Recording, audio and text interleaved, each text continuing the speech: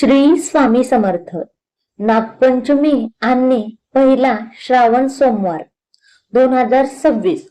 संपूर्ण माहिती. नमस्कार मैत्रिणींनो, आपल्या चॅनलवर तुम्हा सर्वांचे मनापासून स्वागत आहे.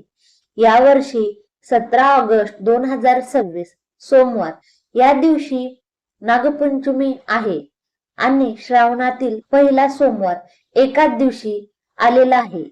त्यामुळे शिवभक्तांसाठी हा दिवस खूप खास आहे. मग या दिवशी भगवान शिवांची पूजा कशी करायची, नागदेवताची पूजा कशी करायची, उपवास असेल तर काय खायचं, देवाला कोणता नैवेद्य दाखवायचा आणि कोणत्या गोष्टी टाळायच्या, ही संपूर्ण माहिती आजच्या व्हिडिओमध्ये आपण जाणून घेणार आहोत.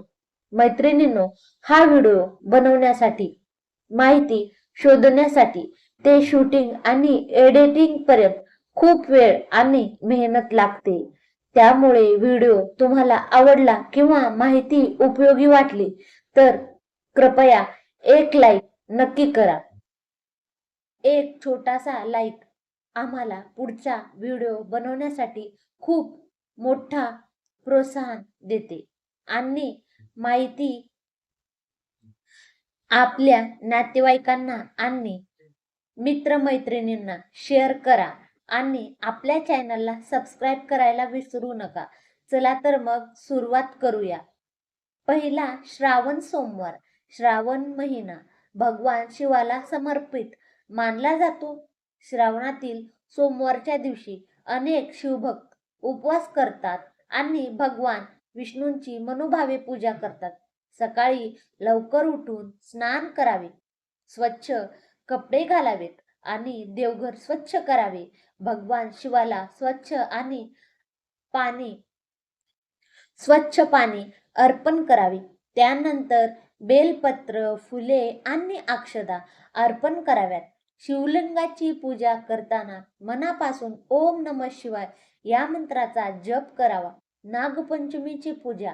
या दिवशी नागपंचमी असल्यामुळे नागदेवताची ही पूजा केली जाते. नागदेवतेची प्रतिमा, चित्र किंवा मातीची नागदेवता बनवून त्यावर हळदी, कुंकू, अक्षता, फुले, दुर्वा अर्पण करू शकता. नागदेवताला दूध अर्पण करा व नागदेवताच्या ज्या त्या लाह्या असतात त्या पण अर्पण करा. नागदेवताला नमस्कार करून आपल्या कुटुंबाची सुख समृद्धीसाठी प्रार्थना करावी. आणि एक महत्वाची गोष्ट म्हणजे जिवंत साप पकडून त्याला त्रास देऊ नये किंवा त्याच्यावर दूध ओतू नये. नागदेवताचे प्रतिकात्मक पूजन करणे योग्य आणि सुरक्षित आहे. उपवास असेल तर काय खावे? श्रावणी सोमवारचा उपवास करत असाल तर आपल्या घराच्या परंपरेनुसार साबुदाणा, भगर, बटाटा, रताळे, राजगिरा, शेंगदाणे, फळे, दूध किंवा दही असे पदार्थ घेऊ शकता. उपवास नसेल तर साधे आणि सात्विक भोजन घ्यावे. उपवास करताना आपल्या आरोग्याचा विचार करणेही तितकेच महत्त्वाचे आहे. देवाला नैवेद्य काय दाखवावा? आता सर्वात महत्त्वाचा प्रश्न, नैवेद्य काय दाखवायचा आहे?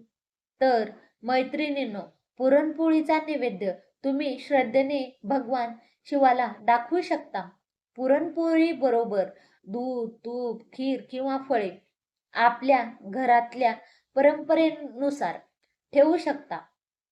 नैवेद्य मोठा असण्यापेक्षा तो श्रद्धेने आणि प्रेमाने अर्पण करणे महत्वाचे आहे.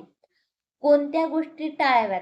नागपंचमीच्या दिवशी नागाला त्रास देणे, साप पकडणे किंवा त्याच्या जीवाला धोका निर्माण होईल असे काहीही करू नये. श्रावणात अनेक जण मांसाहार आणि मद्यपान टाळतात. आपल्या घराच्या धार्मिक परंपरेनुसार सात्विक आहार घ्यावा. सगळ्यात महत्त्वाचे म्हणजे पूजा करताना मन शांत ठेवावे. कोणाबद्दल वाईट विचार करू नये आणि देवाचे नामस्मरण करावे. शेवटचा सुंदर संदेश. मैत्रिणींनो, देवाला आपल्या पूजेमध्ये देखावा नको असतो, तर मनापासून केलेली भक्ती आणि श्रद्धा महत्वाची असते. श्रावणातील पहिल्या सोमवारी भगवान शिवाचे स्मरण करा आणि नागपंचमीच्या दिवशी नागदेवताला मनोभावे नमस्कार करा. भगवान शिव आपल्या सर्वांच्या कुटुंबाला सुख, शांती आणि आरोग्य देवो, हीच महादेवाच्या चरणी प्रार्थना. आणि हो मैत्रिणींनो, व्हिडिओ आवडला असेल तर एक लाईक नक्की करा, कमेंट ही करा. हर हर महादेव लिहायला विसरू नका. आणि हा व्हिडिओ आपल्या मित्रमैत्रिणींना शेअर करा. असेच भक्तीचे आणि उपयोगी व्हिडिओ पाहण्यासाठी आपल्या चॅनलला सबस्क्राईब करा. हर हर महादेव. तुम्हा सर्वांना नागपंचमीच्या आणि पहिल्या श्रावण सोमवारच्या हार्दिक शुभेच्छा. श्री स्वामी समर्थ.